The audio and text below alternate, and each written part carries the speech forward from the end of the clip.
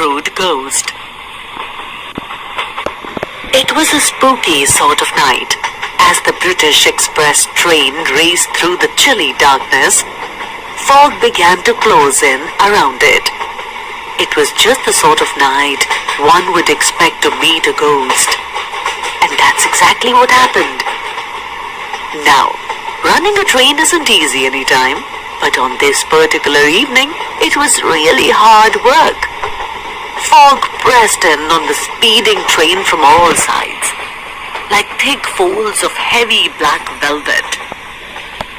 Even with the powerful headlights stabbing the darkness ahead, the engineer had to strain his eyes to see the track. He was very much annoyed at the fog, because today of all days he wanted to make a record run. And the reason was that, in addition to the several hundred passengers he was carrying, there was also Queen Victoria, the great-great-great-grandmother of the present king. Suddenly, a horrified gasp escaped his lips. Dead ahead, and outlined in the brilliant beam of the engine's headlamp, a figure in a black cloak stood in the middle of the tracks, waving its arms frantically. The engineer made a desperate grab for the brakes and brought the express to a screeching halt.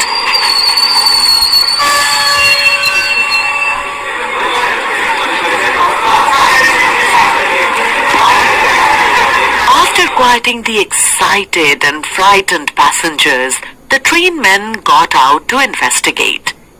They searched and called, but there was no sign of the mysterious figure who had flagged their train. Who had he been? And why had he stopped the train? The crewmen were puzzled. They decided someone had been playing a joke. Even the train engineer was almost convinced that it had either been somebody's poor idea of a joke or his imagination playing tricks, but he wasn't absolutely sure. Just to play safe, he swung down from his cab and walked up the tracks. Suddenly, his face grew pale and his heart beat wildly.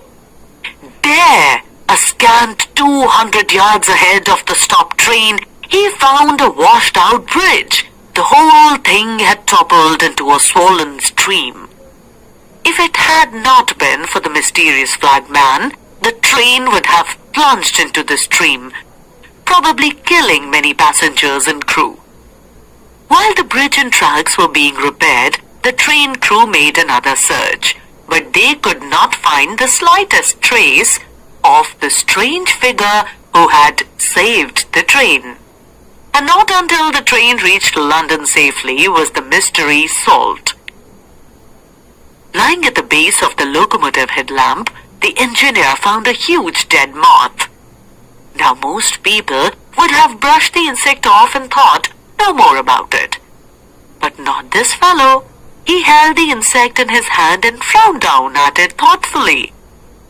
Then he did a strange thing. He wet the wings of the moth and carefully pasted it to the glass of the headlamp. Then he climbed back into the cab of his engine and switched on the light. "Ah!" he cried triumphantly. "I thought so." For as the bright beam stabbed ahead into the darkness, there appeared once more the phantom the engineer had seen earlier. But now the arms weren't waving wildly, they were still. Yet the mysterious rescuer had been this huge moth. Somehow, in the few seconds before the train reached the wrecked bridge, it had flown into the beam of the headlight. And because in the dense fog the trapped insect had resembled a cloaked figure waving its arms, an entire train and many lives had been saved.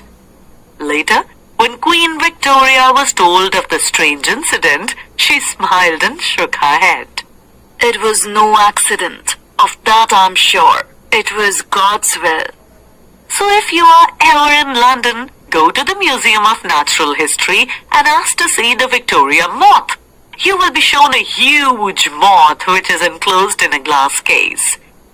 That will be the life-saving messenger from God that Britons call the Phantom Flagman.